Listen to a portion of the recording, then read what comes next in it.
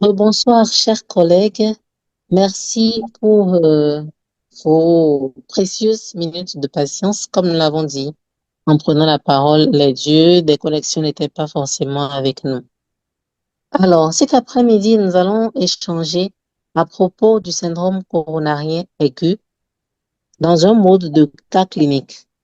Nous remercions le groupe REMA qui a eu l'idée très géniale de mettre cette thématique au programme en début d'année dans leur projet de formation continue qui rendent service à plusieurs professionnels de santé.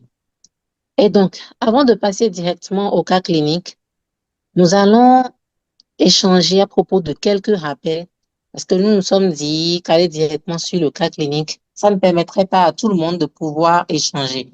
Alors que quand on parle de cas clinique, il faut que ce soit interactif pour que chacun de nous puisse gagner quelque chose.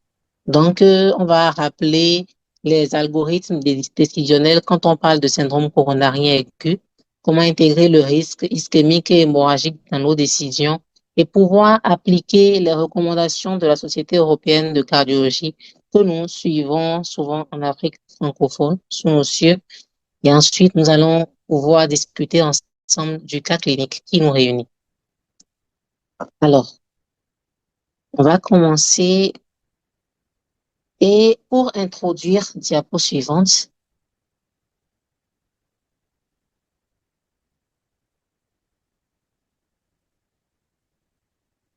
Donc, pour introduire, il faut rappeler que le syndrome coronarien aigu, au plan mondial, c'est la première urgence cardiovasculaire avec le risque de mortalité élevé dans l'urgence qu'il contient. Et il est important que nous puissions rappeler des éléments sur le plan clinique quant à la reconnaissance, ce qu'il faut faire dans l'urgence devant un syndrome coronarien aigu et les arbres décisionnels qui permettront de sauver notre patient. Diapo suivante. Alors, en termes de syndrome coronarien aigu, c'est-à-dire l'ensemble des signes qui surviennent lors d'une interruption brutale dans l'une des artères coronaires, c'est-à-dire les artères qui apportent le sang au cœur. On dit souvent un adage, le temps c'est du muscle. C'est-à-dire que chaque minute de retard va augmenter l'étendue de l'ischémie, donc la taille de l'infarctus, et faire grimper ainsi le risque de mortalité. Et après un délai que nous considérons pour la revascularisation, passer ce délai-là, la nécrose au niveau du muscle cardiaque devient irréversible sur les zones touchées. Et donc, le temps, c'est du muscle. Cela veut dire que pour tout patient qui se présente devant nous avec une douleur thoracique, il devra faire un électrocardiogramme dans les 10 minutes après le contact médical. C'est-à-dire que quand un patient met pied dans un centre hospitalier pour une douleur thoracique, 10 minutes après, il doit déjà avoir eu un ECG pour que dans le cas où ce serait un syndrome coronarien aigu, on ait pu faire le diagnostic à temps et qu'il soit pris en charge à temps. Parce que la revascularisation doit être la plus précoce possible. On va continuer avec la physiopathologie. Tout à l'heure, nous disions que le syndrome coronarien aigu représente l'ensemble de tous les symptômes qu'on aura sur le plan cardiovasculaire dès lors qu'il y a une interruption brutale du flux coronaire dans l'un des territoires d'irrigation du muscle cardiaque. Parce que le cœur, il est constitué essentiellement d'un muscle qu'on appelle le myocarde. Et comment ça se passe de façon pratique? Le cœur, il il a pour rôle, bien sûr, d'envoyer le sang à travers les artères pour nourrir tous les organes du corps. Ça, nous le savons. Et lui aussi reçoit le sang par des artères de petit calibre qu'on appelle les coronaires. Des plaques peuvent se former dans ces artères. Ce sont des plaques d'athérome. Et à l'occasion d'une instabilité, il peut y avoir une rupture d'une plaque qui va déclencher un système qu'on appelle activation plaquettaire. Des plaquettes vont se mettre tout autour pour essayer de résoudre le problème. Il y a un thrombus qui va se former et qui peut réduire brutalement le flux coronaire dans une zone du muscle cardiaque. Et là, il va se produire une ischémie. Parce que sur tout organe du corps, dès lors qu'on bloque l'apport de flux sanguin, il se produit une ischémie. Et c'est exactement ce qui va se passer au niveau du muscle cardiaque pour que nous parlions de syndrome coronarien aigu. En termes de classification, sur le plan clinique, on va distinguer souvent trois entités qui ensemble représentent le syndrome coronarien aigu, bien sûr. On parle souvent de STEMI, N-STEMI et encore instable. Nous allons expliquer la différence sur la présentation ECG dans chacune de ces entités. Mais déjà, il faut retenir que, parlant de ces trois entités-là, je suis toujours sur la diapo de classification, parlant de ces trois entités-là, pour les différencier, on va se baser sur l'ECG, électrocardiogramme, le dosage des troponines, et ce sont les deux éléments clés qui permettent de faire la différence. Le STEMI correspond au syndrome coronarien aigu avec sus-décalage du segment ST. On aura l'occasion de voir ça sur les images. Le N-STEMI et l'angor instable, il n'y a pas de sus-décalage de segment ST. Ça peut être un sous-décalage, ça peut être de santé négative.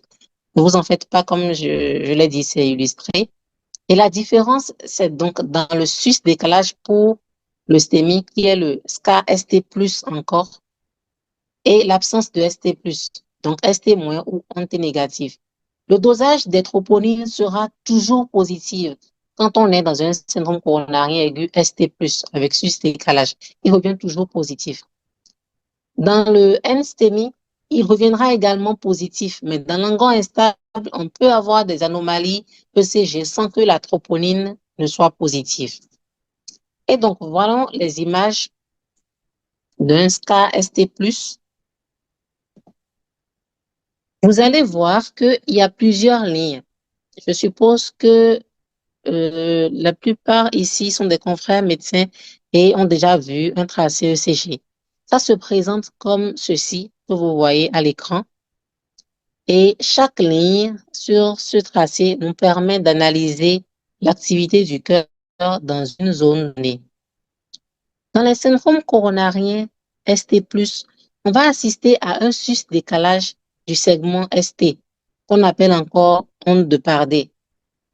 Et sur l'image, il y a des flèches qui sont représentées qui permettent de désigner les zones où vous avez le sus-décalage du segment ST.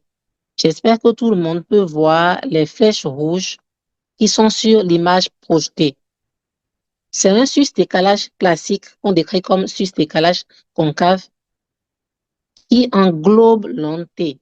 Parce que pour qu'il y ait un cycle cardiaque, on voit souvent une onde P, un complexe QRS et ensuite une onde T. Le segment le sus-décalage du ST va englober l'onde T. Donc, on voit bien sous les flèches de V2 jusqu'à V5 là, que le sus-décalage englobe l'onde T. Et ça, c'est le sus-décalage classique du syndrome coronarien aigu ST+. C'est valable dans la dérivation D1 et AVL aussi.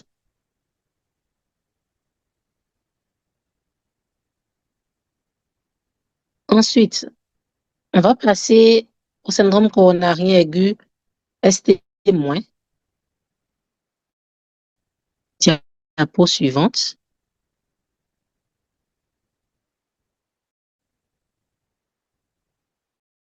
Et là, contrairement à ce qu'on a vu sur la diapo précédente, on assiste à un sous-décalage du segment ST qui est systématisé.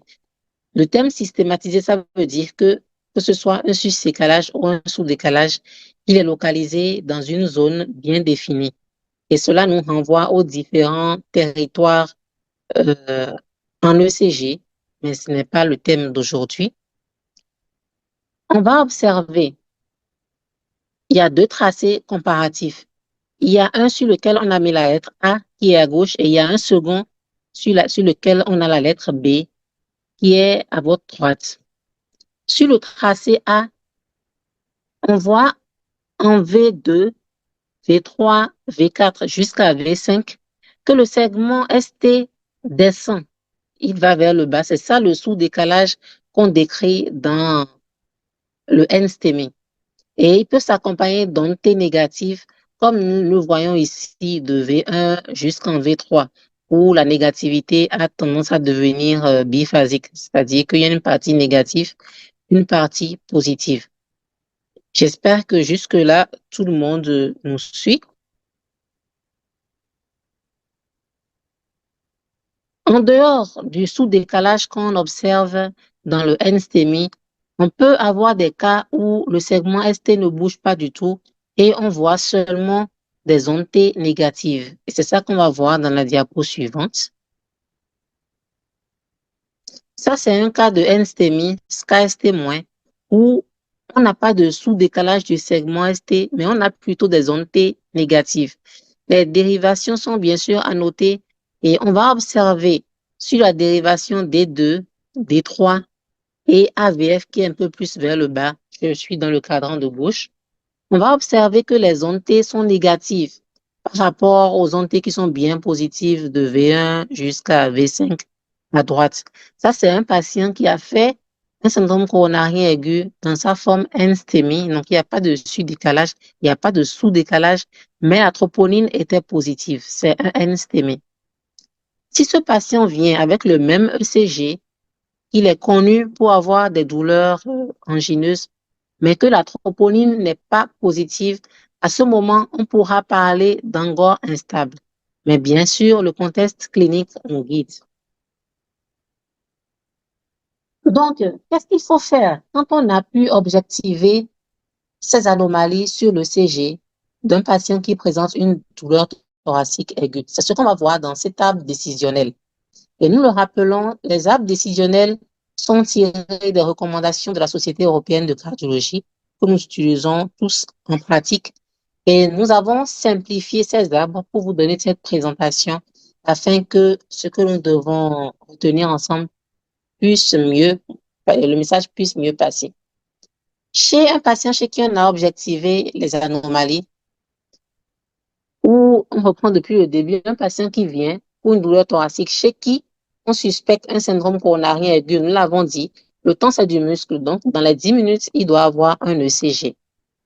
Si on retrouve les anomalies classiques de syndrome coronarien aigu, il faut faire un dosage de la troponine et après avoir retenu le diagnostic de syndrome coronarien aigu, on va évaluer un score qu'on appelle score de Grace. Ce n'est pas le score le plus important aujourd'hui parce que le plus important, c'est qu'on maîtrise les réflexes essentiels devant un syndrome coronarien aigu.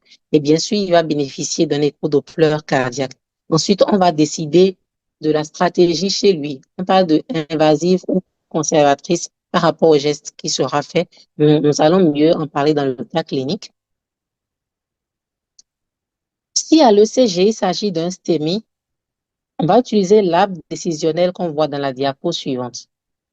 Et cette arbre, nous avons essayé de l'adapter au contexte africain parce que il faut bien sûr adapter les recommandations à notre contexte en Afrique.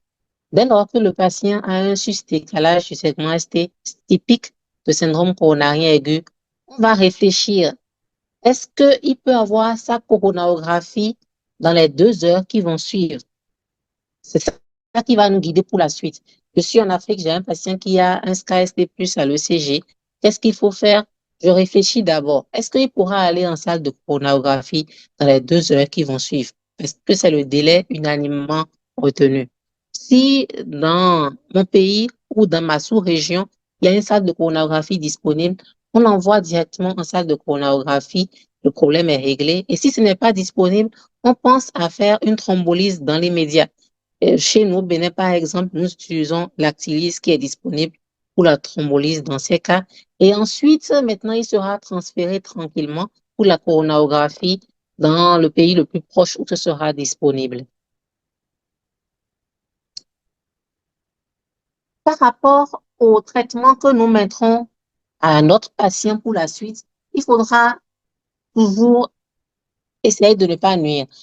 D'où cette diapo que vous avez, risque hémorragique, risque ischémique vs risque hémorragique. Parce que chez certains patients, on a un risque d'hémorragie élevé, sachant que les traitements que nous mettons sur le long terme aux patients qui ont un syndrome coronarien aigu vont augmenter un peu le risque d'hémorragie. On va décider. Nous savons tous que dans le traitement du syndrome coronarien aigu, on met une double antiagrégation plaquettaire sur 12 mois. Et on pourra se retrouver à la réduire à 6 mois si on a un patient qui a plus de 75 ans, qui a déjà un antécédent d'AVC, qui a fait un saignement, que dire, gastrique, par exemple, significatif par le passé, qui a une insuffisance rénale et qui est déjà anticoagulé pour autre chose. Ça se discute au cas par cas. Merci, Ibrahima. Et c'est ça qui est décrit dans la diapo suivante. Quand on va utiliser ce tableau, on pourra retenir les indices de risque ischémique élevé ou de risque hémorragique élevé pour choisir la durée de double anti-agrégation plaquettaire. Et parlant de double anti-agrégation plaquettaire, on va se tourner vers l'aspirine et le ticagrelor qu'on appelle Brilique. Mais reconnaissons que dans plusieurs pays de la sous-région, ici, on n'a pas toujours le ticagrelor à portée de main et à la place, on pourra utiliser le clopidogrel comme on fait souvent au Bénin, par exemple. Dans les commentaires, vous me direz ce que vous faites entre ticagrelor et clopidogrel dans vos lieux d'exercice respectifs. Et on va bien sûr individualiser le reste du traitement selon les facteurs de risque cardiovasculaire tels que les recommandent les dernières recommandations de la Société européenne de cardiologie. Maintenant qu'on a posé ces bases qui étaient essentielles pour la prise en charge, la reconnaissance et la prise en charge du syndrome coronarien aigu, on peut passer à la phase qui sera très interactive, celle du cas clinique. Alors, notre cas clinique, nous allons parler d'un patient de 58 ans qui a comme antécédent une hypertension artérielle mal suivie.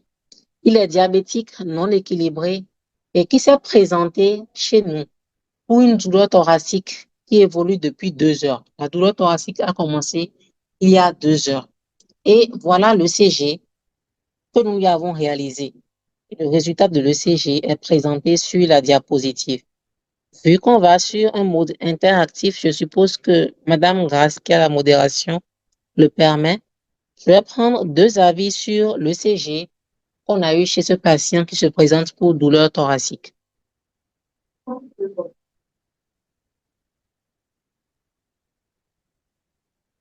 S'il y a quelqu'un qui a un avis par rapport à cet ECG, il voudra bien lever la main et nous dire ce que lui, il en pense et ce qu'il aurait fait devant cet ECG.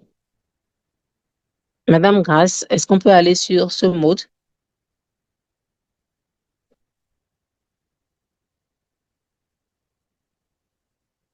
Oui, docteur, nous pouvons aller ainsi. Alors, on va prendre 2 intervenants. Patient de D'accord. 58 ans, hypertendu, diabétique, non équilibré, qui présente une douleur thoracique aiguë depuis 2 heures. Voilà le CG réalisé. Chers confrères, qu'est-ce que vous en pensez?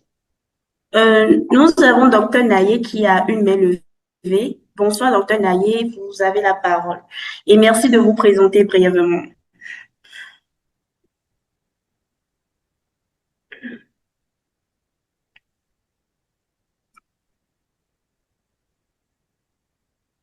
Docteur Naye, Bon, bonsoir, chers toutes et tous. Bonsoir, bonsoir. docteur.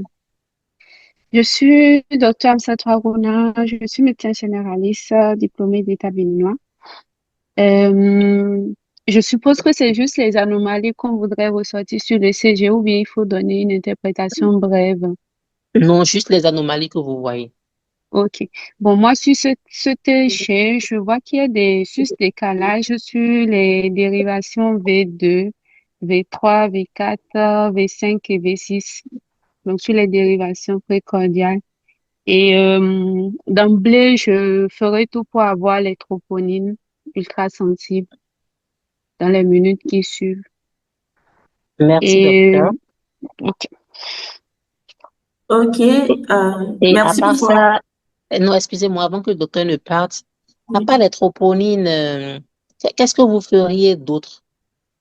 Par exemple, dès que vous le recevez, que vous avez ce ECG, est-ce que vous attendez les troponines nécessairement pour la suite ou bien qu'est-ce que vous feriez? Bon, personnellement, si j'ai un cardiologue à la, en fait, si je peux avoir immédiatement un avis cardio, c'est-à-dire dans les 15 minutes ou 25 minutes, j'appelle et je dis ce que j'ai observé sur le CG du patient et tout. S'il me donne une conduite à tenir, tant mieux. Sinon, si j'ai pas vraiment et que je suis seule dans une zone reculée, je vois un ECG comme ça, je peux déjà faire un bolus d'aspirine de 150 Merci milligrammes beaucoup. et Le à tout raisonnement moment. est bon. Merci, docteur. On vous remercie. Alors, un deuxième intervenant, si Oui, possible. oui, docteur, nous avons docteur Gatsongo. Bonsoir, docteur D'accord. Gatsongo. Vous avez la parole.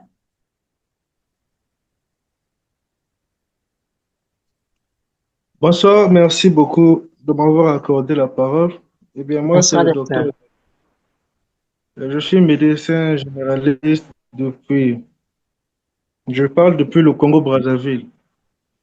Bon, en fait, ça a été déjà souligné, hein, au niveau de la tracée électrique. J'observe, il y a des anomalies là, plus précisément au niveau des dérivations précordiales. Donc, il y a V2, il y a un supradesnivel du segment ST, V3, V4, V5 et V6. Bon, déjà, dans ce cas, vu que le CG est déjà fait, dès son admission, c'est déjà bon. Maintenant, concernant les examens biologiques, hormis la troponine telle que le docteur l'a dit, il y a peut-être d'autres points qu'il faut chercher à vérifier.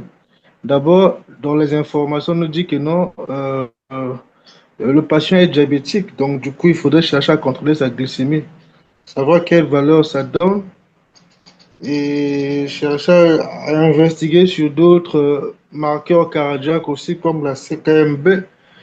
C'est aussi important, voir si c'est élevé ou comment. Et aussi vérifier son, son état lipidique, genre faire un lipidogramme, contrôler le LDL, cholestérol, HDL, afin d'avoir une bonne orientation. Voilà.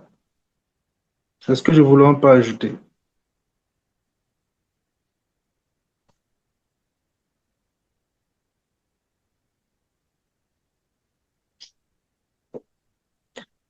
Merci. Ok, ok. Merci, docteur, pour votre réponse. Docteur Joyce,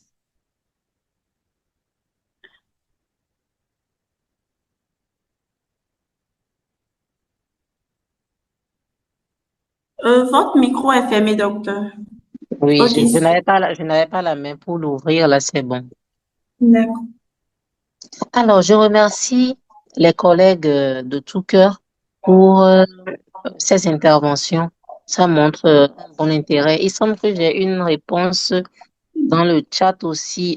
On va Oui. regarder rapidement. Suscesté en antérieur étendu, vu la douleur thoracique présente, le risque cardiovasculaire, double anti-agrégation plaquettaire en dose de charge. Merci beaucoup, docteur, pour cette contribution. Donc, les différents apports ont été, le raisonnement a été bien, effectivement, hein. Tout le monde a vu le SUSST classique de syndrome coronarien aigu, ce qui est déjà un bon pas. Et ensuite, c'est dans la prise en charge qu'il fallait évoluer. La première collègue l'a dit, elle a dit même en zone reculée, elle va faire un bolus d'aspirine, ce qui est déjà très bien parce que on adapte les recommandations à ce qu'on a sous la main, selon la région où on se trouve. J'ai vu dans le chat, le collègue a précisé que lui fera une double anti-agrégation plaquettaire, ce qui est recommandé dans l'urgence. Et bien sûr, le dosage de troponine qu'il faut faire ressortir. Le collègue, second intervenant, a rappelé qu'il ne faut pas perdre de vue le dosage par rapport aux autres facteurs de risque cardiovasculaire, vu qu'il est diabétique non équilibré, par exemple. Alors, dans la diapo suivante, on nous apporte une information complémentaire. On dit, dans la diapo suivante, je pense que à la projection, voilà. Donc, dans la diapo suivante, on dit que la troponine est revenue positive. C'est marqué équilibre 1 pour dire que chez lui, à l'auscultation, il n'y avait pas de signe d'insuffisance cardiaque. Et c'est un centre qui ne dispose pas de coronarographie. Voilà ce qui nous est dit comme information dans la diapo suivante par rapport à notre patient de 58 ans chez qui nous venons de découvrir à l'ECG un syndrome coronarien aigu dans sa forme ST+. C'est un centre qui n'a pas de coronarographie à disposition. Je vais donc vous retourner la parole, chers collègues, chez ce patient chez qui le SCAST+ est découvert avec tropo positif, donc un cas bien classique, mais pour lequel on n'a pas de centre de coronarographie sous la main. Je suppose que vous êtes dans un centre hospitalier où il y a une unité de soins intensifs, par exemple. Il y a peut-être des cardiologues sous la main. Qu'est-ce qui pourrait être fait en considérant les rappels que nous avons fait tout à l'heure dans la gestion du syndrome coronarien aigu? Des volontaires, s'il vous plaît. Oui, oui, docteur, nous avons docteur Naye et docteur Gatsongo. Nous allons prendre en première position docteur Naye. Docteur Naye, vous avez la parole.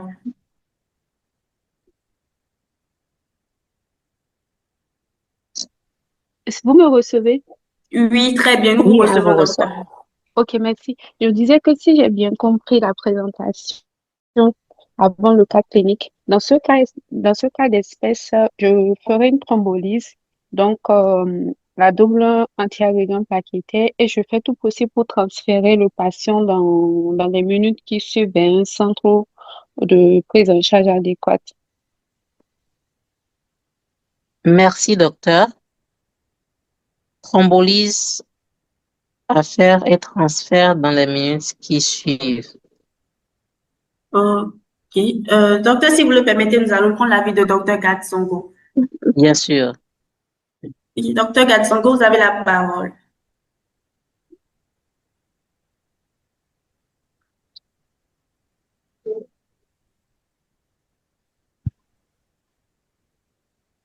Merci beaucoup pour la parole. Bon, ce que je dirais est que déjà, dans le centre où il n'y a pas possibilité de faire un PCI, du coup, il ne faudrait pas tellement trop retarder, puisque la logique nous dit, on nous l'a même précisé là, que le temps, c'est le muscle. Donc, il faut agir rapidement, on est derrière le temps. On peut faire recours rapidement à une fibrinolyse. C'est l'alternative au cas où, dans les 2 heures du temps, il n'y a pas possibilité de faire une PCI. Faites rapidement une fibrinolyse et puis, voilà, cherchez un centre adéquat pour continuer la prise en charge. Ou au cas contraire, continuer la prise en charge dans le même centre.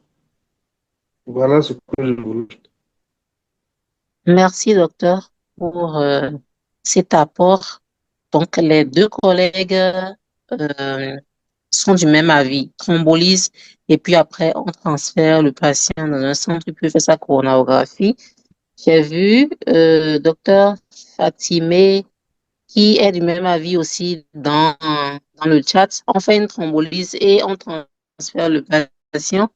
Et ensuite, docteur Julie Blocop, c'est peut-être le surnom, je sais pas, a dit Oui. basique, bêta-bloquant en attente, double antiagrégant plaquettaire, statine, IEC, correction des risques cardiovasculaires. Merci, docteur. Je suppose que docteur est en cardiologie dans le chat parce que les réponses sont très complètes. Merci pour ces apports. Donc, effectivement, hein, comme on l'a vu dans les rappels tout à l'heure, chez un patient qui présente un syndrome coronarien ST+, pour lequel on n'a pas un moyen de faire une revascularisation par coronarographie dans les 2 heures qui vont suivre, il faut opter pour une revascularisation par fibrinolyse. C'est ça la thrombolyse qu'on va donc faire en ayant pris soin de lui donner la charge de double antiagrégant plaquettaire et le bêta-bloquant, bien sûr, si on l'a à disposition. Donc, qu'est-ce qui a été fait chez ce patient? Nous allons découvrir, voilà, dans cette diapo, ce qui a été fait chez lui. Puisqu'il est venu chez nous, où on n'a pas de coronarographie, nous, on a fait la double antiagrégation plaquettaire comme ceci. On lui a fait un bolus de 300 mg d'aspirine, de 300 mg de clopidogrel, et nous l'avons mis sous anticoagulant, de l'héparine non fractionnée. Nous avons fait le choix de l'héparine non fractionnée parce que c'est un patient qui va recevoir une thrombolyse et que dans ces cas-là, ce n'est pas l'enoxaparine, mais plutôt l'héparine non fractionnée qu'il faut administrer. Et ensuite, il a bénéficié d'une thrombolyse. Je pense que là, on a mis Ténècréplase en suivant la recommandation, mais dans le cas présent, c'était plutôt de l'actylyse qui a été administrée parce que c'est ça que nous avons sous la main ici en pharmacie. Ensuite, bien sûr, il a eu le reste du traitement basique, comme le collègue le disait en commentaire tout à l'heure. Dès lors qu'on a levé l'urgence, c'est s'assurer maintenant que le reste du traitement essentiel pour un patient qui a une ischémie passe. Et c'est ça le basique dont le docteur voudrait parler. Le B pour bêta-bloquant, A pour l'aspirine, S pour statine, I pour IEC, les inhibiteurs de l'enzyme de conversion, et C pour le clopidogrel. Donc, le patient doit avoir pour ce traitement-là. Et ensuite, nous l'avons transféré vers Lomé pour la coronarographie. Ce n'est pas une recommandation, mais c'était le centre de coronarographie le plus proche de nous. Quelqu'un a mis dans le chat le basique et un traitement de sortie. Non. Même quand le patient est hospitalisé, vous devrez commencer déjà à lui mettre son traitement basique. On ne va pas attendre qu'il veuille sortir de l'hôpital avant de commencer à mettre ça.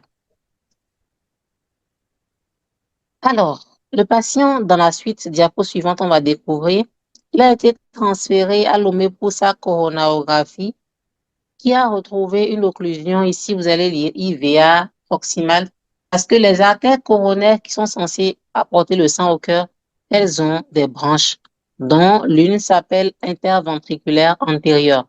Et celui qui a fait la coronarographie a retrouvé qu'il y avait une occlusion de cette artère-là. Il a fait la revascularisation, c'est ça qui est désigné sous le terme angioplastie, et il a mis un stent actif. Le stent, c'est un matériel, une espèce de ressort, si vous voulez, qu'on met au niveau de la zone qui était thrombosée pour revasculariser et éviter qu'il y ait d'autres thromboses.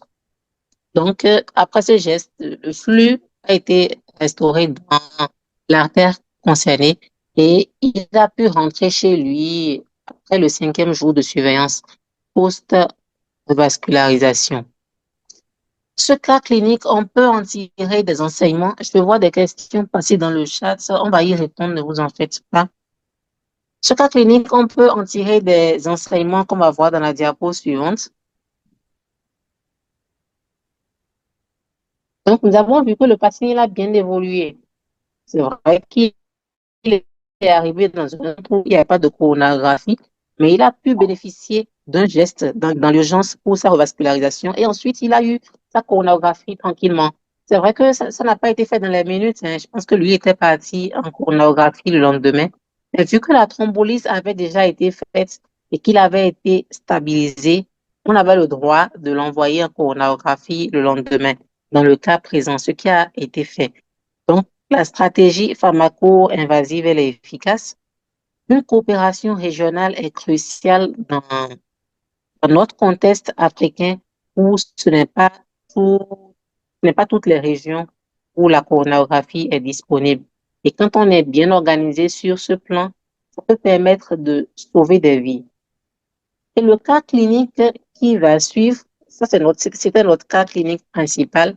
Le cas clinique qui va suivre, c'est pour une patiente qui a présenté des symptômes atypiques. Pour ne présenter d'elle que cette diapositive que vous voyez. C'est une femme de 42 ans qui est chef d'entreprise. Donc, dans son quotidien, elle est très stressée. Elle n'avait pas de facteur de risque cardiovasculaire connu pour dire qu'elle n'est pas hypertendue, diabétique. On ne lui connaissait pas de facteur de risque. Et elle est venue aux urgences pour douleur abdominale et vomissement. C'était ça les signes que la dame a présentés. Et voilà le CG qui a été réalisé chez elle que vous avez. Donc là encore, on va prendre des collègues qui sont volontaires pour nous dire ce qu'ils ont remarqué sur ce tracé. Donc je repasse la parole à notre modératrice. Oui, docteur, nous avons docteur Ibrahima qui a levé la main. Bonsoir, docteur, vous avez la parole. Euh,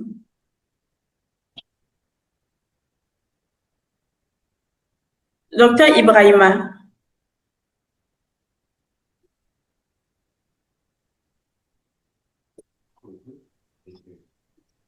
Il a dit que son micro est Ah, ok, coupé, donc ok, il ok. faudrait qu'on Je puisse. crois que c'est rétabli. Bonsoir, je me suis présenté déjà de base à l'entrée.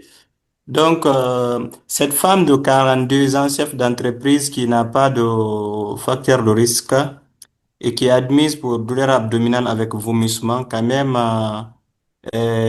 son électrocardiogramme prête particulièrement attention parce qu'on a euh, de base, je suis cardiologue, voilà, je me suis présenté. Je ne veux pas une interprétation méthodique en partant du rythme, mais sur cet électrocardiogramme, on remarque un sus-décalage avec onde de Pardet dans les territoires DD, D3, AVF, avec un sous-décalage dans le territoire DN, AVL. Donc, ce qui fait un syndrome coronarien, c'était plus en inférieur, avec image en miroir en latéral.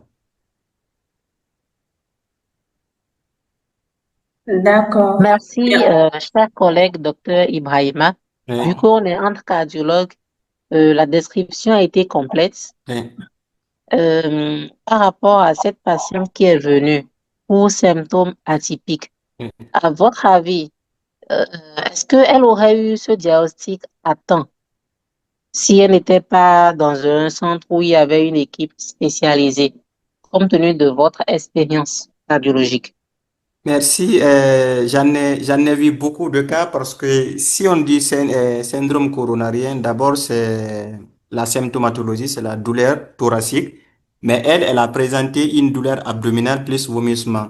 Dans un centre dans un centre non expérimenté, les gens peuvent penser à une gastro-entérite, alors que la dame est en train de faire un infarctus, mais à position inférieure, parce que souvent les infarctus en inférieur ont une manifestation digestive, notamment les douleurs abdominales et le syndrome vagal tel que les nausées, les vomissements.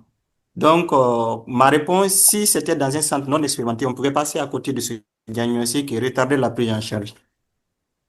Merci beaucoup, docteur, pour les apports et cet avis éclairé. Donc, cette patiente, effectivement, elle a consulté pour douleur abdominale et au départ, ce n'est pas un avis cardio qui a été demandé parce que, bien évidemment, les signes n'orientaient pas du tout vers le cardiologue. Donc, voilà son histoire. Il y avait plutôt un avis médecine interne puisqu'elle avait été admise une nuit au CHU, au centre hospitalier universitaire. Et vu que il y avait une équipe de cardiologues qui passait, l'interne a eu l'ingénieuse idée de demander qu'on lui fasse aussi un ECG, ce qui n'est pas du tout habituel pour un patient qui présente une douleur abdominale. Et c'est comme ça qu'on tombe sur le diagnostic de syndrome coronarien aigu ST+. Parce que dans le syndrome coronarien aigu, tout à l'heure, le docteur il a précisé la localisation ST+ en inférieur. Surtout dans ces cas-là, on peut avoir une présentation qui est complètement atypique, qui va se présenter par des vomissements comme ça, ou même un malaise vagal. Et chez les femmes, encore plus, voilà pourquoi j'ai tenu à présenter cet électrocardiogramme.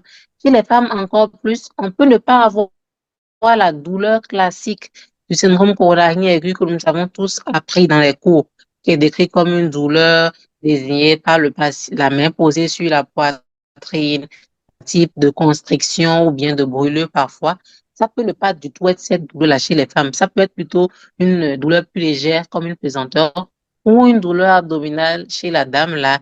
Et on a même eu des cas où il n'y avait pas de douleur du tout. C'était juste des vomissements, perte de connaissance. Et on est tombé sur un syndrome coronarien aigu.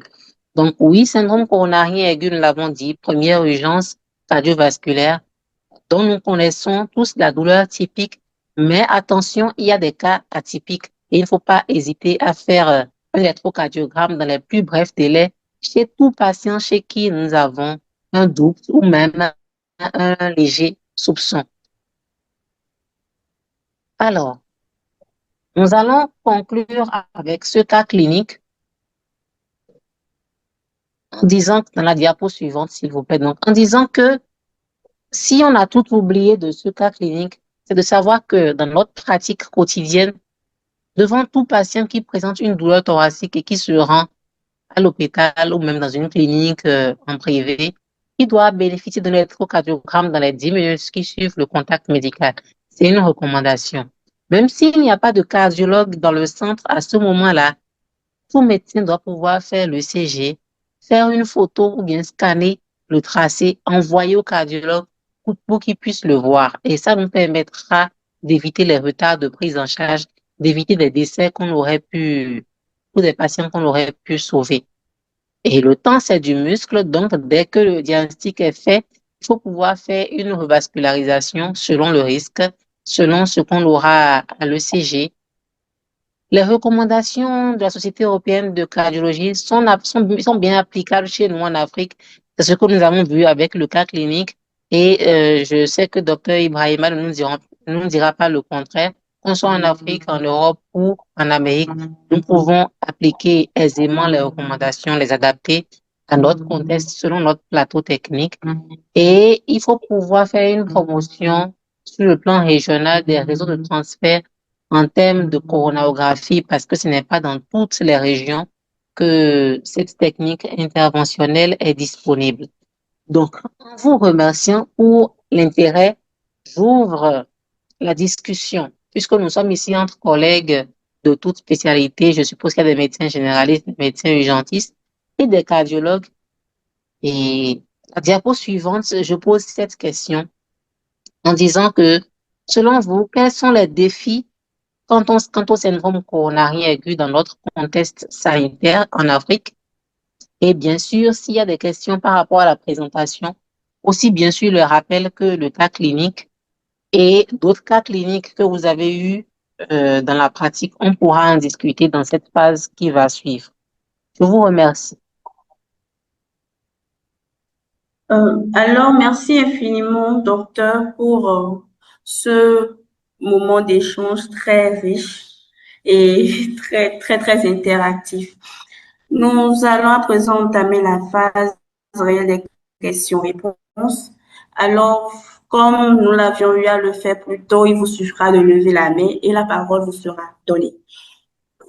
Mais avant, lorsqu'on présentait le cas clinique, le premier cas clinique, nous avons l'utilisateur de la Mac Techno qui demandait est-ce qu'il y a des changements dans le protocole Dactylis qui était préalablement de 0,9 mg par kilogramme sans dépasser 90 mg et 10% en bolus et le reste en 1 heure de temps.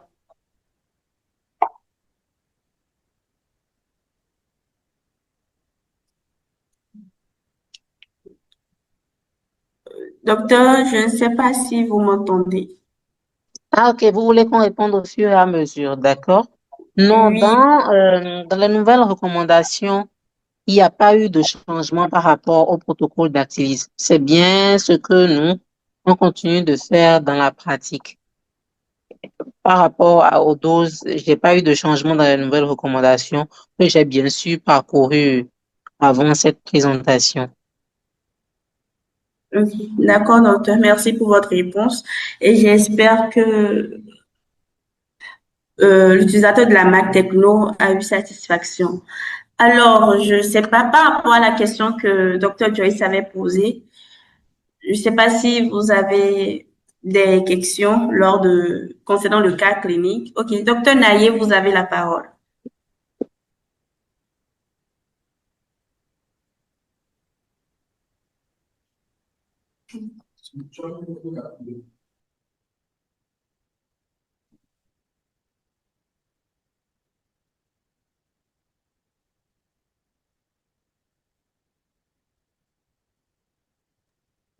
Dr. Naye, vous avez la parole. Le micro est ouvert, il vous suffira d'ouvrir vous-même. Tous les micros sont ouverts actuellement.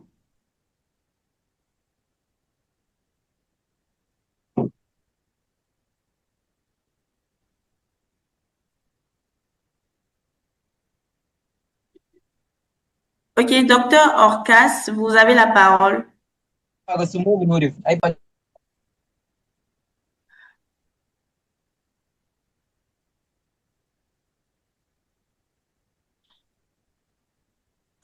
Je ne sais pas si le problème vient de moi. Je ne sais pas si vous Hmm. m'entendez. Oui, moi, je vous entends. Ou est-ce D'accord, que docteur. les Oui, micros des collègues ne sont merci pas beaucoup. fermés? Ok, il est Merci. là. Oui. Merci beaucoup pour la présentation qui est très, très enrichissante. Et moi, Merci, docteur. C'est Dr. Okas Mungbo, je suis DES en médecine d'urgence et j'ai pris le train en marche, mais malgré ça, les deux cas cliniques sont très, très, très, très importants pour nous, surtout l'avant-dernière pour les urgentistes et même la dernière. Parce que ces deux cas, surtout les syndromes coronés aigus en territoire inférieur, passent beaucoup plus inaperçus. Et la plupart du temps, nous recevons des malades qui viennent avec des douleurs, avec la même symptomatologie.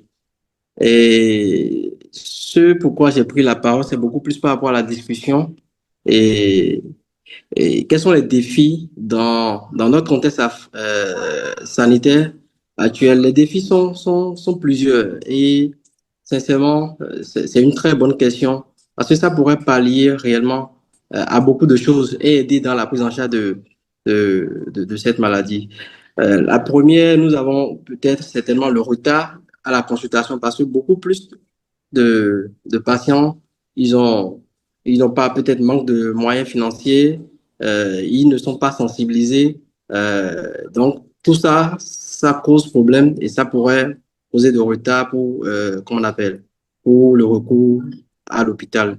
La deuxième, bon, je pense beaucoup plus, il y a l'accès limité à à- en tout cas au centre de coronarographie et de cathétérisme.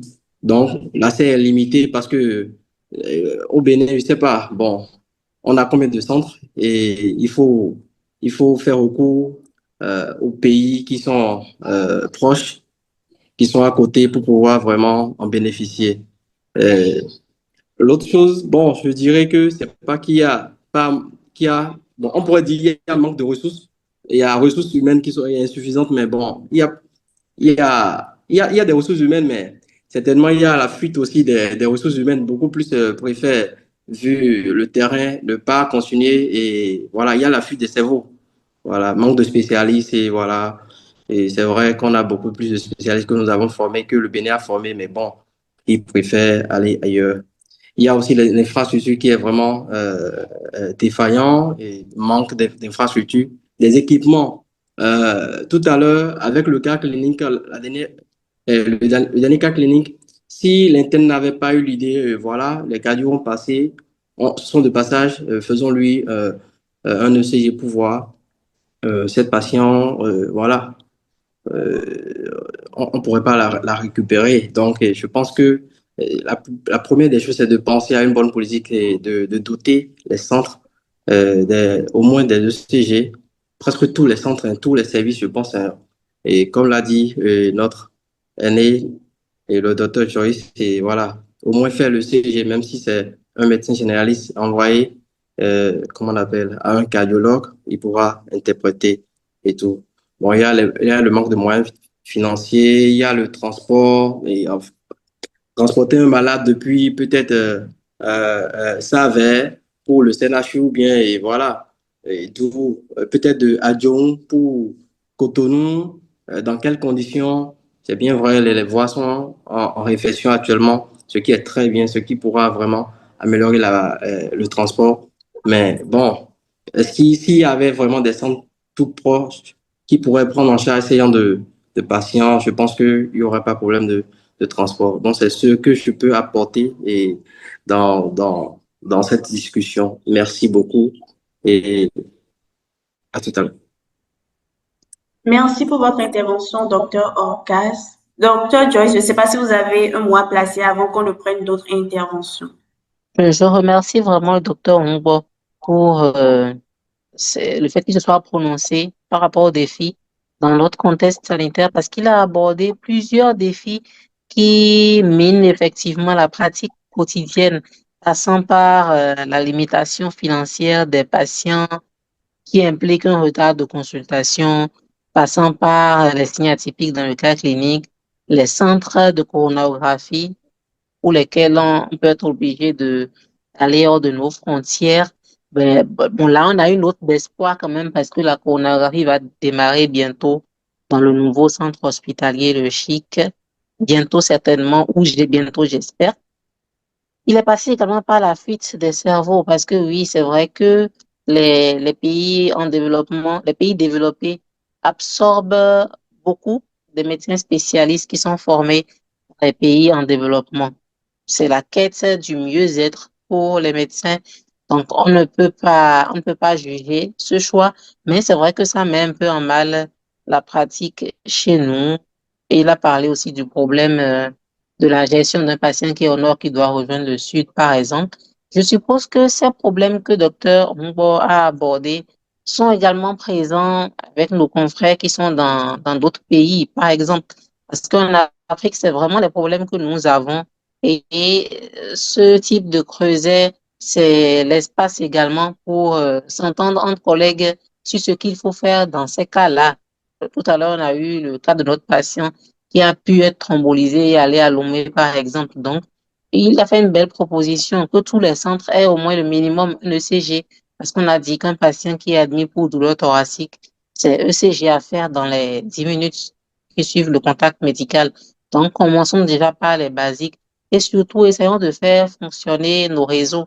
Ici, on est de plusieurs pays, donc les pays où il y a la coronographie, que au moins tout le monde dans les pays environnants le sache, qu'il y ait des échanges entre collègues réguliers de pays voisins et ça va certainement améliorer la prise en charge de nos syndromes coronariens aigus.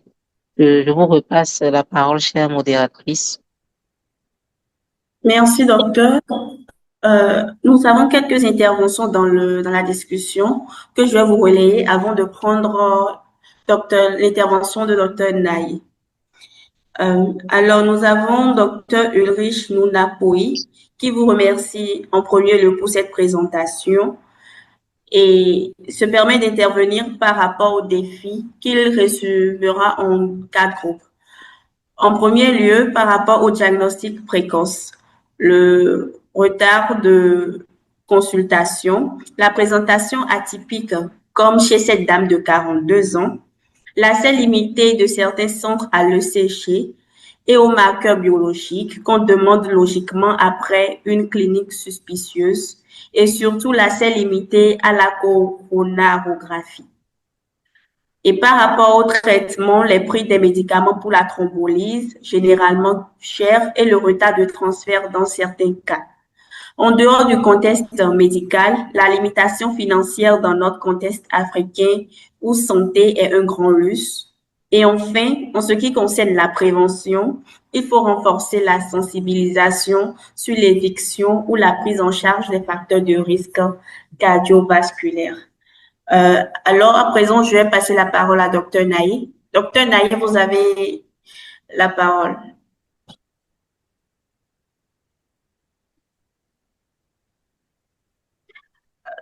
Le micro est ouvert de base, il vous suffira juste de désactiver manuellement.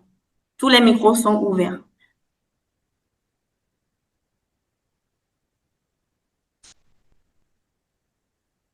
OK.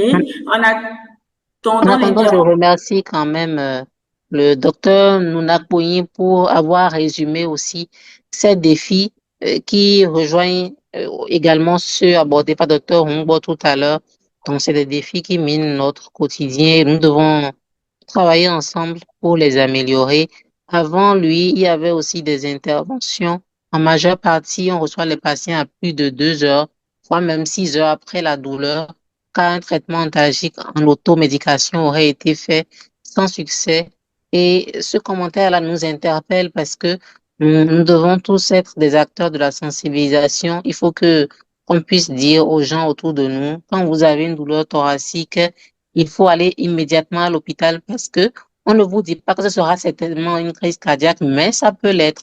Et le patient qui entend ça peut comprendre que voilà, je dois pas mettre une pommade ou prendre un antalgique avant de me rendre à l'hôpital parce que c'est une question de délai et le temps c'est du muscle quand on parle du cœur.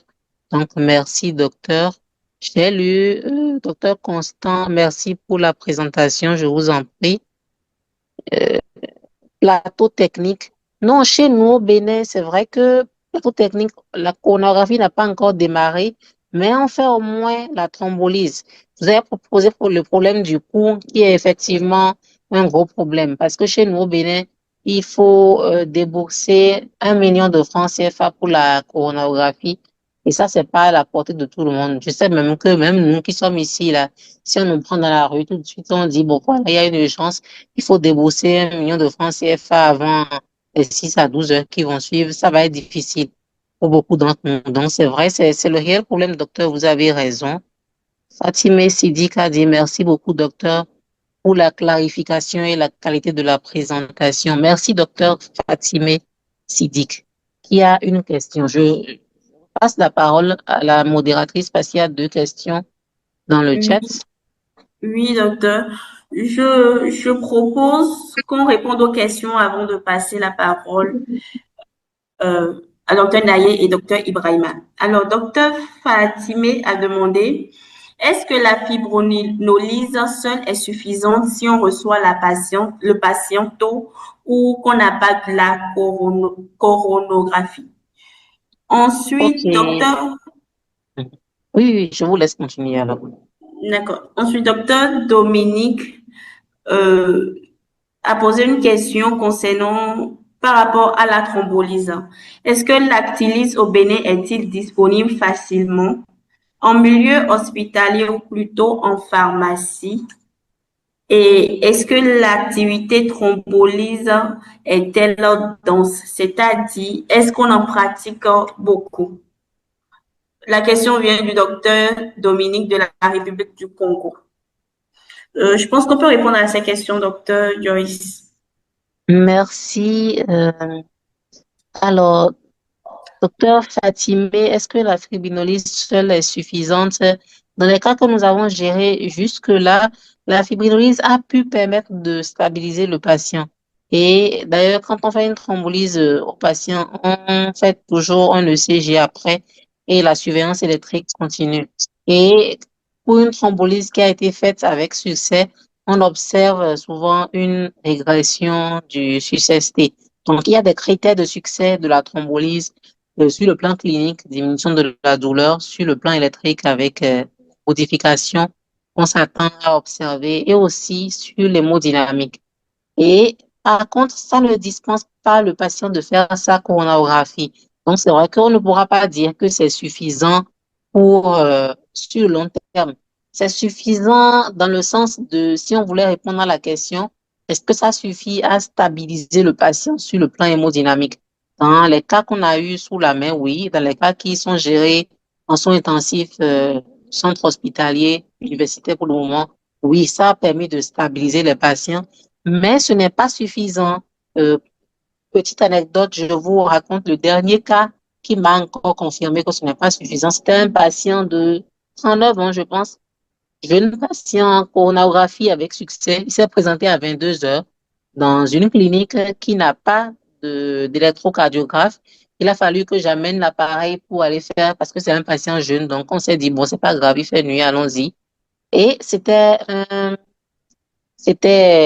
SKST+, malgré le fait que chez lui, la douleur abdominale prédominait sur la douleur thoracique. Donc, il avait fait aussi une ischémie mésentérique qui peut être la suite de, du syndrome coronarien aigu. Vu que c'est un réseau artériel, souvent les plaques ne se forment pas seulement sur une artère. C'est des réseaux qui sont disséminés sur plusieurs artères. Et un patient qui est en train de faire un syndrome coronarien peut bien faire parallèlement un infarctus mésentérique avec une douleur abdominale qui peut sembler chirurgicale. C'était le cas chez ce jeune. Il a eu la chance d'avoir la thrombolyse, mais le processus pour qu'il aille en coronarographie a été long parce qu'il n'a pas voulu l'option la plus proche qu'on proposait. Il a préféré que ce soit fait en France et que ce soit sa famille qui organise le transfert posément.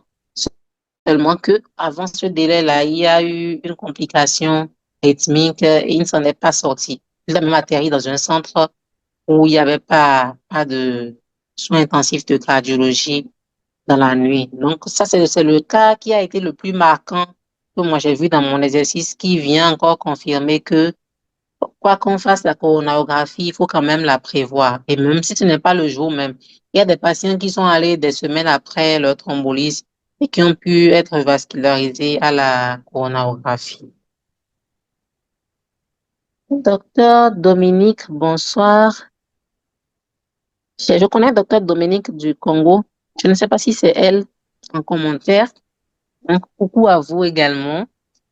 L'actylis au Bénin, les cardiologues en milieu hospitalier universitaire ont fait un travail important pour que ce soit disponible, mais pas dans les pharmacies de ville pour le moment. On l'a en pharmacie au centre hospitalier, donc c'est la pharmacie du CHU qui l'a. Et l'activité thrombolyse, disons qu'elle s'est accrue quand le service de neurologie a commencé à y avoir recours aussi. Parce que comme nous savons, c'est le même mécanisme qui donne un syndrome coronarien qui va conduire également à un AVC ischémique. Et là, avec un délai beaucoup plus court, on peut avoir recours également à la thrombolyse qui a commencé à se faire en soins intensifs de neurologie chez nous. Donc, la demande s'étant accrue, la pharmacie s'arrange pour avoir plus de disponibilité. Ça veut dire que par le passé, c'était compliqué. On a déjà eu le cas d'un patient qui avait toutes les ressources financières, mais il n'y avait pas d'actylis disponible. Et il a fait ses complications. Bon, heureusement qu'il n'en est pas décédé, mais aujourd'hui, c'est un patient polymédiqué qui a quand même une fonction ventriculaire plutôt faible parce qu'il a eu le temps de faire les complications en l'absence de thrombolyse. Merci, docteur. Merci, docteur, pour vos apports. Nous allons à présent passer la parole au docteur Naïe. Docteur Naïe, vous avez la parole. Bonsoir, vous me recevez? Oui, très Oui, on bien. vous reçoit. Ah, ok, alléluia.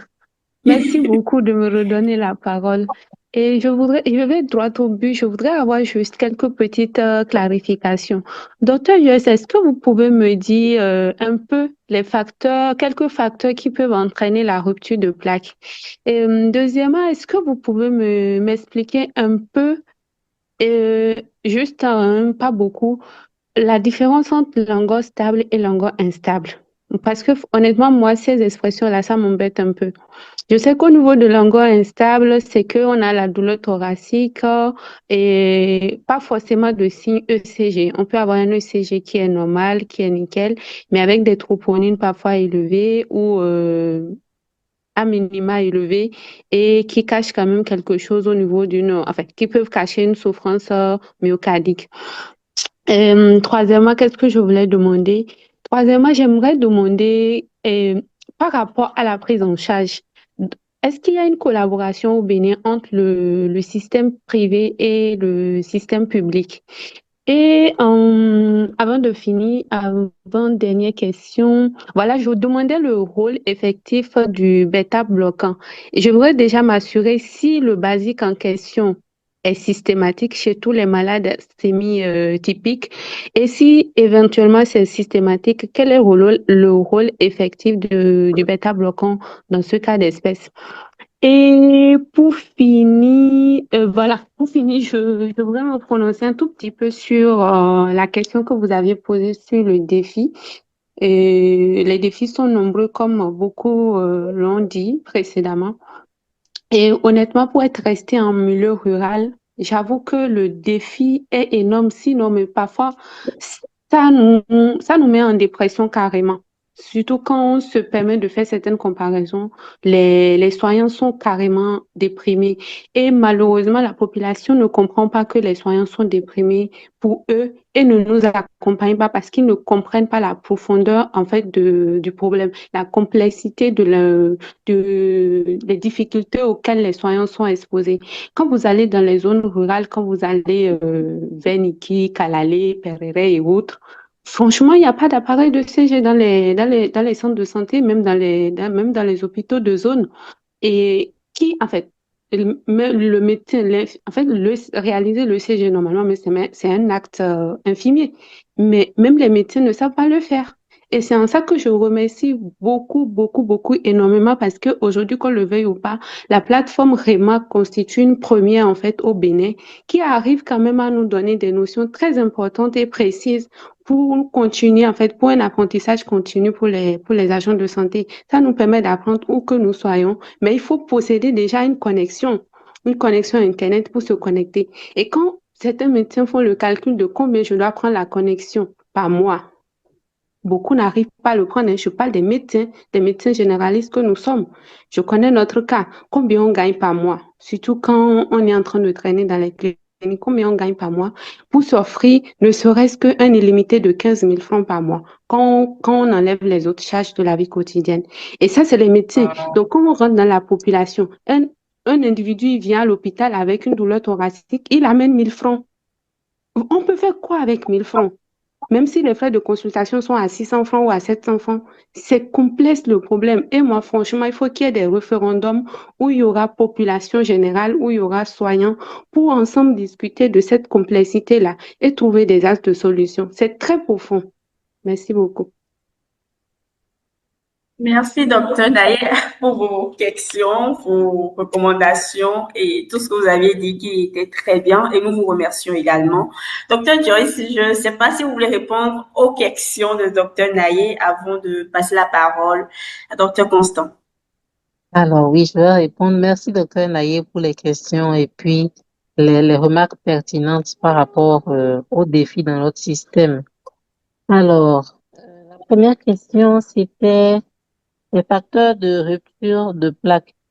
Effectivement, déjà pour rappeler, on avait dans la physiopathologie, on a parlé de rupture de plaque parce que, comme on sait, dans la plupart des événements ischémiques, c'est souvent une plaque d'athérome qui est en cause. Et dans les artères coronaires, la plaque peut être située un peu plus loin, mais il y a une rupture de plaque et ça va boucher les petites coronaires avec comme résultat l'infarctus du myocarde.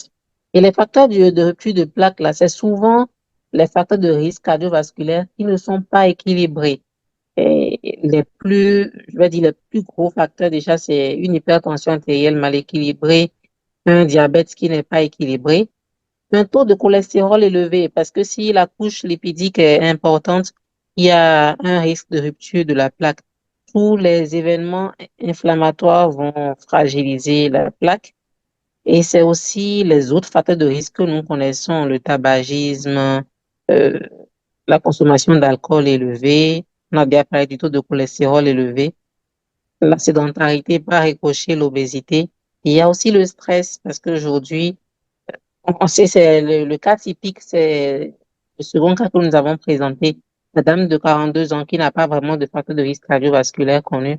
Mais de plus en plus, on découvre des événements, des complications cardiovasculaires chez des patients qui sont exposés à comme principal facteur de risque cardiovasculaire le stress. Donc, voilà un peu ce qu'on peut dire par rapport aux facteurs de rupture de la plaque athéromateuse. Globalement, il faut retenir que ce sont les facteurs de risque cardiovasculaire classiques, surtout quand ils ne sont pas équilibrés. Alors, la seconde question, c'était la différence entre l'angor stable et l'angor instable. Alors, la différence, déjà, c'est dans le thème stable, instable. L'angor stable, c'est quoi?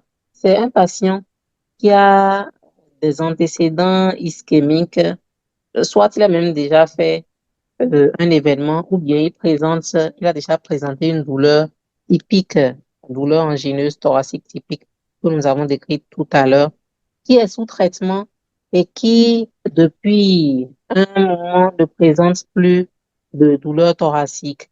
À l'ECG, on ira sur des critères de différence, que ce soit sur le plan clinique, électrique, et donc, cliniquement, il n'a plus de douleur. Quand il vient à l'hôpital, vous lui posez la question, il n'a plus de douleur, il n'a plus d'essoufflement aux efforts. Les efforts sont plutôt bien tolérés.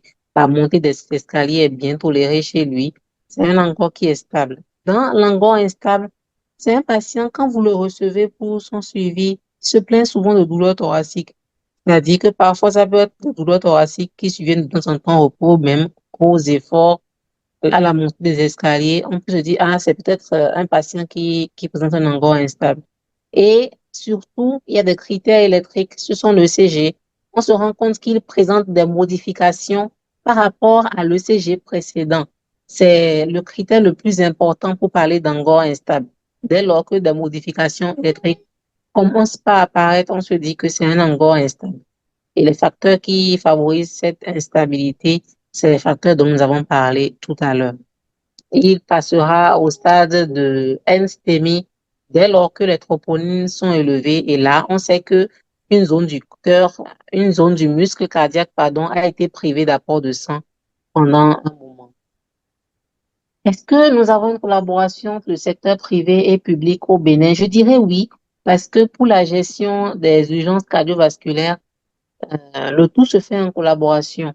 Par exemple, moi, il y a beaucoup de cas d'urgence cardiovasculaire que je reçois à la clinique et que j'envoie directement en soins intensifs de cardiologie.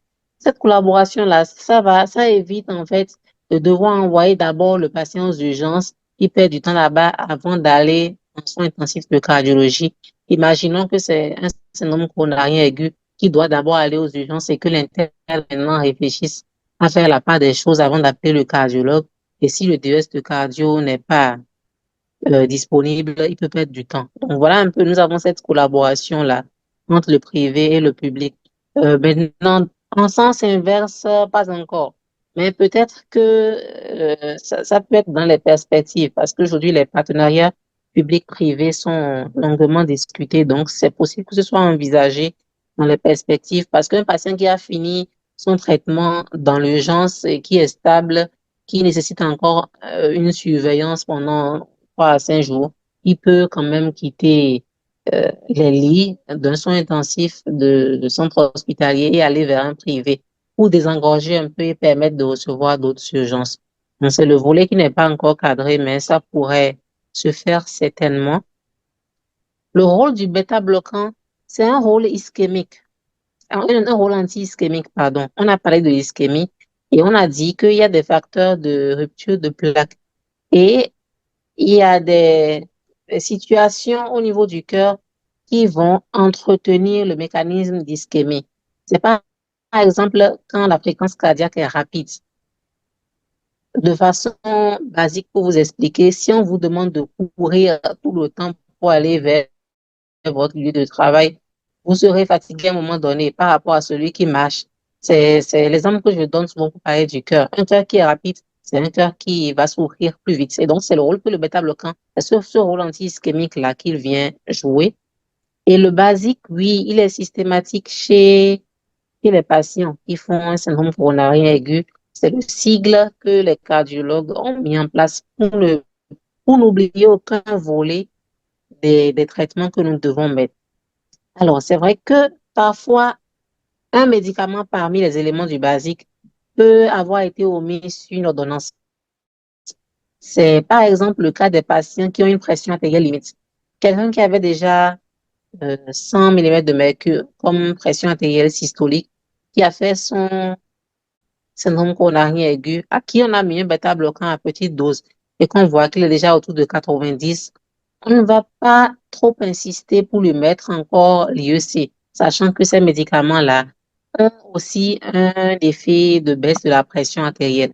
Donc, dans ces cas-là, on peut s'abstenir de mettre l'un ou l'autre, mais le basique est systématique dans le traitement du patient ischémique. En zone rurale, oui, ça, nous avons parlé de ça au début. Merci. Les défis que vous avez relevés sont pertinents. Un patient qui est au nord, par exemple, dans un centre où il n'y a pas de CG, normalement, cela ne devrait plus se voir. Mais nous avons espoir que nos autorités y travaillent.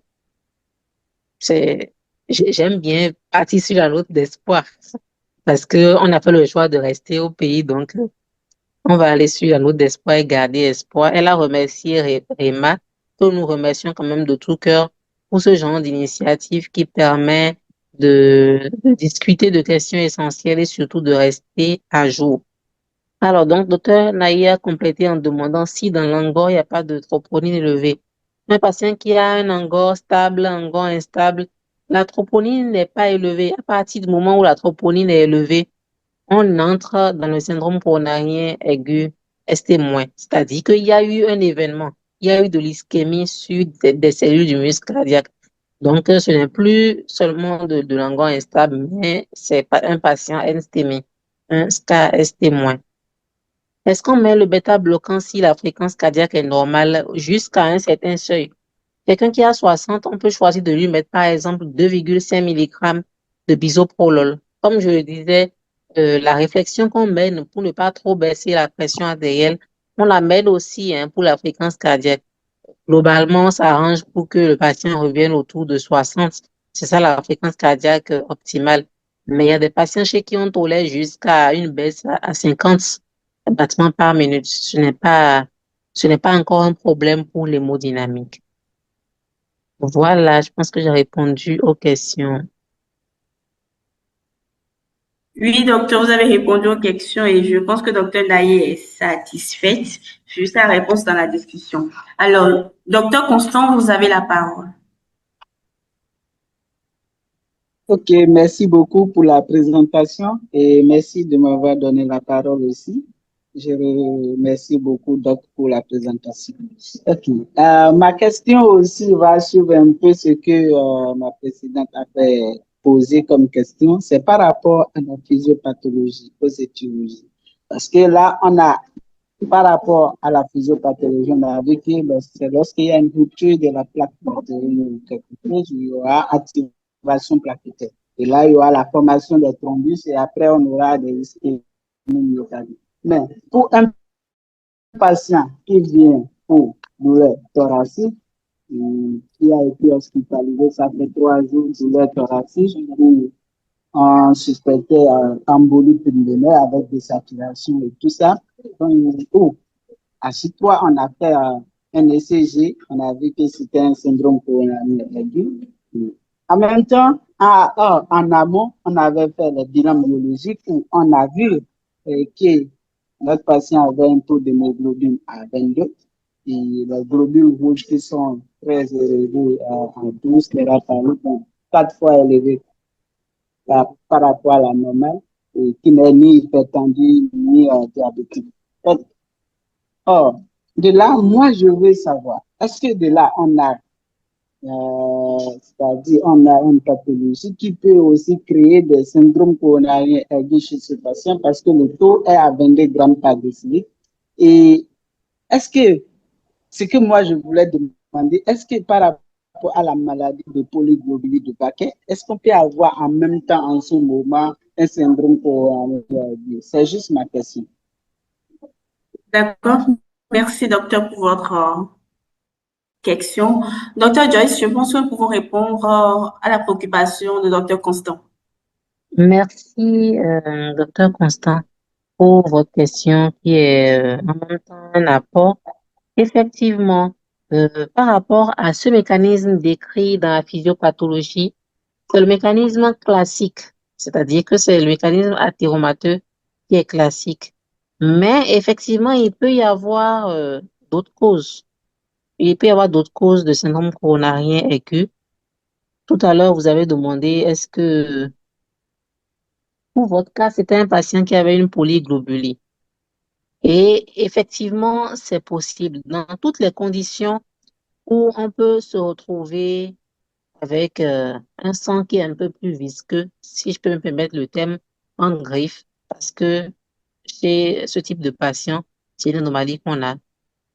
Dans tous les cas où on a quand même un état pro-thrombotique, ce qui est le cas dans la polyglobulie, on peut avoir secondairement un infarctus du myocarde. Et ça, c'est le cas. S'il faut aller dans une classification en termes de causes, souvent on parle de SCA de type 1 et SCA de type 2. Et dans les cas SCA de type 2, là, c'est ce qu'on a de façon classique avec la rupture de plaque athéromateuse. Mais dans les SCA de type 1, on peut avoir plusieurs autres causes. Par exemple, à l'époque Covid, il y a eu des patients qui n'ont pas du tout de facteur de risque cardiovasculaire et qui ont fait un syndrome coronarien aigu, simplement à cause de l'inflammation très élevée qui accompagnait cette affection. Et c'est ce qui peut être le cas aussi chez un patient qui est en choc hypovolémique, par exemple, qui a fait une déshydratation sévère, et ainsi de suite, ou une infection avec charge inflammatoire très élevée. Donc, il y a ces cas-là qu'on classe dans la rubrique cas de type 1, que je n'ai pas voulu aborder exprès pour ne pas embrouiller, mais qui existent, qui peuvent même survenir suite à une anémie sévère. Donc, en dehors de la plaque athéromateuse, pour le cas dont vous avez parlé, il peut y avoir des états prothrombotiques comme la polyglobulie qui puissent créer qui puisse être à la base d'un syndrome coronarien aigu. Merci d'avoir mis la lumière dessus. Merci, docteur, pour votre réponse. Je pense que docteur Constant a également eu satisfaction. Dans la discussion, nous avons une intervention de docteur Gatsongo qui a 3 questions. La première, dans le premier cas, au cas où le CG était normal, est-ce qu'on peut éliminer un syndrome coronarien aigu? Et sa deuxième question, dans le cas de la STEMI antérieure et inférieure, respectivement, quelle est la complication la plus grave pour chacune? Et sa troisième question, entre la PCI par voie radiale et fémorale, quelle est la voie la plus mieux et pourquoi? Je pense qu'on peut répondre à ces questions, docteur. Oui, je vous remercie. Alors, dans le premier cas, au cas où le CG était normal, est-ce qu'on peut éliminer un SCA? Alors, dans le premier cas que nous avons présenté, moi, j'aurais attendu les propos avant d'éliminer formellement parce que il y a des patients qui présentent des anomalies électriques aussi pas très spécifiques. C'est-à-dire que ECG, où on n'a pas du tout d'aspect de ST+, ça ST+, mais le patient présente une douleur angineuse typique et peut-être a juste des ontés biphasiques, je suppose, en inférieur. Au lieu d'éliminer directement, je vais attendre que le résultat de troponine soit disponible. Et s'il est négatif à ce moment-là, je peux me dire oui, ça, ce n'est pas un SCA. C'est qu'on est sorti du domaine des SCA. Maintenant, on ne sait pas, ça peut être un angor instable. Donc, on va quand même chercher à aller au bout. Parce que même dans l'angor instable, il faut aller questionner les coronaires.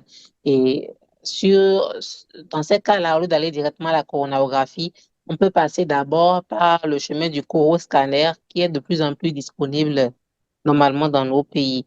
Donc, c'est ce que moi j'aurais fait. Dans le cas de stémie antérieure et inférieure, respectivement, quelle est la complication la plus grave pour chacune? Déjà, en termes de complications, si vous voulez, on ne peut pas systématiser pour chaque localisation, mais les stémies inférieures, classiquement, sont connues pour se compliquer de choc, d'état de choc beaucoup d'entre eux font un malaise vagal avec un choc qui suit. Et dans les stémies antérieures, classiquement, pour les cas que j'ai eu à gérer, c'est surtout les troubles du rythme qui accompagnent, sachant que en termes de troubles du rythme, quand on parle de syndrome coronarien aigu, celui qu'il faut plus redouter, c'est la tachycardie ventriculaire. Alors, entre la PCI par voie radiale et fémorale, quelle est la voie qui est mieux? Je suppose que vous êtes en cardiologie, hein, pour poser cette question. La voie radiale est la voie qui a été préférée aujourd'hui. Le pourquoi, c'est qu'il faut appliquer les recommandations parce que la voie fémorale, elle a montré beaucoup plus d'événements indésirables pendant le process. Et donc, aujourd'hui, les recommandations demandent de préférer la voie radiale. C'est ça les recommandations de la Société européenne de cardiologie. Voilà. D'accord. Docteur, je tiens à vous réitérer mes remerciements. Vraiment, merci pour ces partages et tous ces éclaircissements. Je vous en prie. D'accord, docteur. Nous n'avons plus de questions dans la discussion et n'avons plus de main levée.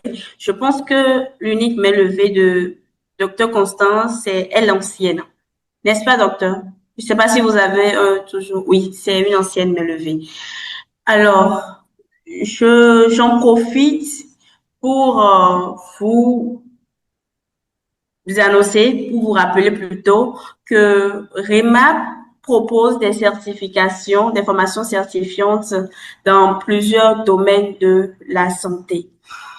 Alors, nous disposons d'un large catalogue de formations accréditées à l'international, reconnues en Afrique, en Europe et aux États-Unis.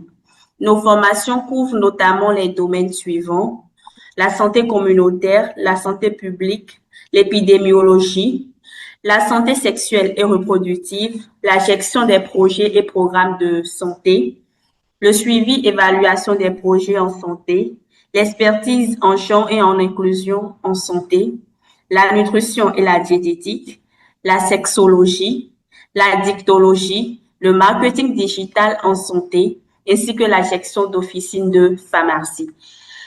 Un lien vers le catalogue sera envoyé dans le chat tout à l'heure et je vous invite à le parcourir et à vous inscrire si l'une des certifications suscite votre intérêt. Enfin, l'équipe REMA reste entièrement à votre disposition pour toute préoccupation et information complémentaire au plus 229 01 96 50 81 30. Alors, docteur, je tiens encore à vous remercier chaleureusement pour ce cas clinique particulièrement instructif, ainsi qu'à l'ensemble des participants, les médecins, les collègues pour la richesse et la qualité des échanges. Je ne sais pas si vous avez un dernier mot à placer, docteur. Dernier mot, c'est déjà de vous remercier. Je remercie toute l'équipe de la plateforme REMA, comme je l'ai dit en introduction, pour avoir eu l'ingénieuse idée de débattre autour de ce thème intéressant, le syndrome coronarien aigu. J'espère que ça aura été un moment contributif pour tout un chacun de nous. Et merci pour cette initiative noble de faire ce genre d'échange régulièrement. Et à l'ensemble de tous les collègues qui ont été avec nous, c'est de dire, n'oublions pas que tout patient qui vient pour une douleur thoracique doit avoir son ECG le plus tôt possible. Et si c'était un syndrome coronarien aigu, pensez à tous les moyens possibles pour qu'il ait sa revascularisation le plus tôt possible également. Je vous remercie. Merci infiniment, docteur, pour ce temps et je réitère mes chaleureux remerciements à tous les participants. Aussi, je tiens à notifier si l'un des participants, un docteur médecin, est intéressé par le fait d'animer un cas clinique, il pourra nous écrire sur le numéro de RIMA que je vais envoyer tout à l'heure. Alors, c'est avec beaucoup d'enthousiasme que je vous donne rendez-vous pour notre prochain webinaire médical qui aura lieu le samedi 31 janvier 2026 à 9h GMT et portera sur la nécrose tubaire aiguë. Merci pour votre attention et à très bientôt pour un nouvel échange scientifique. Je vous souhaite à toutes et à tous une excellente soirée. Merci infiniment. Merci, bonne soirée à tous. Merci, docteur.